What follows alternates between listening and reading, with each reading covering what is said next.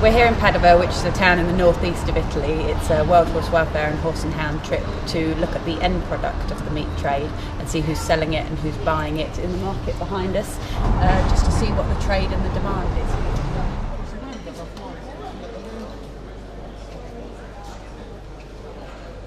So we spoke to 4 butchers who all sell solely horse meat and talked to them about where they source the meat from.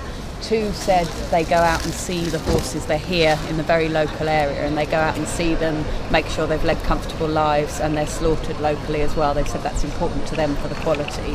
1 buys his meat from Poland, but he says it's slaughtered there and brought here as meat. And he says that's the same, that's for quality. So we haven't had anyone that seems to support the need for it to be brought here, the horses to be brought here alive and slaughtered here. We drove from Padova and across Slovenia to the border with Hungary, where the next day we visited the control post at Redix. While we were there, 2 lorry loads of horses came in with about 20 horses on each one. They were there for the compulsory food and apparently water stop, but we were told they were supposed to have automatic watering systems on the lorries, but we couldn't see any evidence of that. They were given some hay.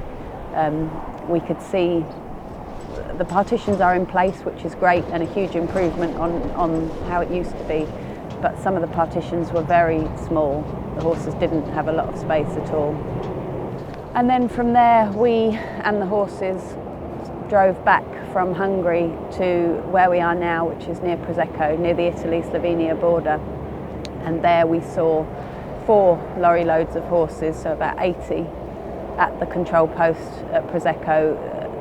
They were on their 24-hour stop, so they're unloaded, they're put into pens with say 4 or 5 horses in a pen, all tied up. They're given hay and they're given water, and that's supposed to be a good rest for them.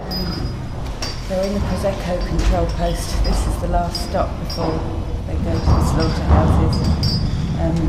These are the yearlings, who are really friendly and inquisitive. But no, they're all tied, sort of 5 to a pen, hugely fat.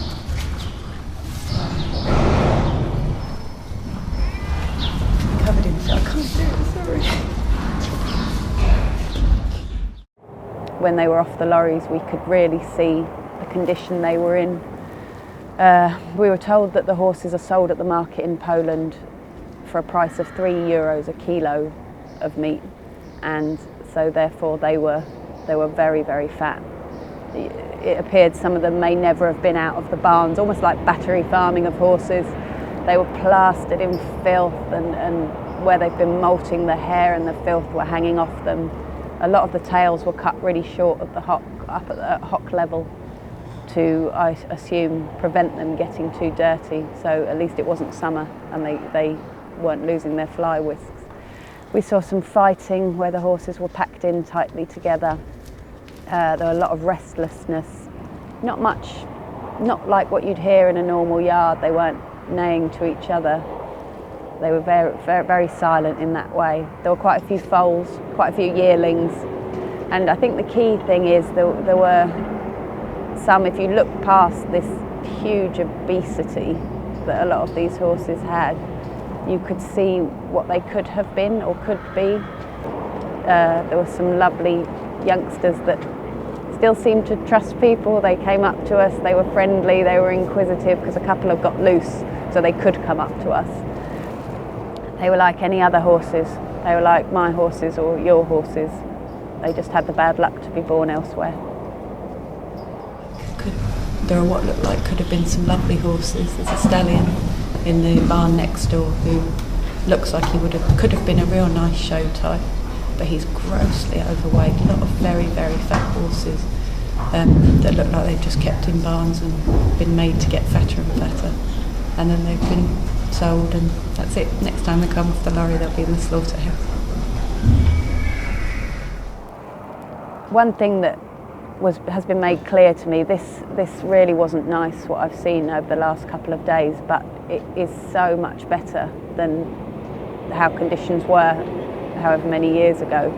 that thanks to the campaigning of Wild Horse Welfare, that there are now partitions in the lorries, whereas before they were just, because obviously it's better value if they can get more horses in, so they would all be packed in, and if one went down it would be like dominoes, and when they stopped there would be horses clambering all over the others to get out. These rest stops are obviously a good thing. They are getting food and water, and I think for anyone that thinks, oh, what good does a campaign do, what good can I do, if enough people are calling for change, as has been proved by the improvements that are now in place, you can make a difference. Just by joining in the campaign and adding your voice, you can make a difference. And if it wasn't for charities like Wild Horse Welfare, we'd still be seeing, or not seeing, as the case may be, the horrific conditions these horses had to endure in the past. And this might seem a million miles away from our horses, which it is, but as horse owners and horse lovers, I think it's our responsibility. It's people that have done this to these horses, and it's our responsibility to change it.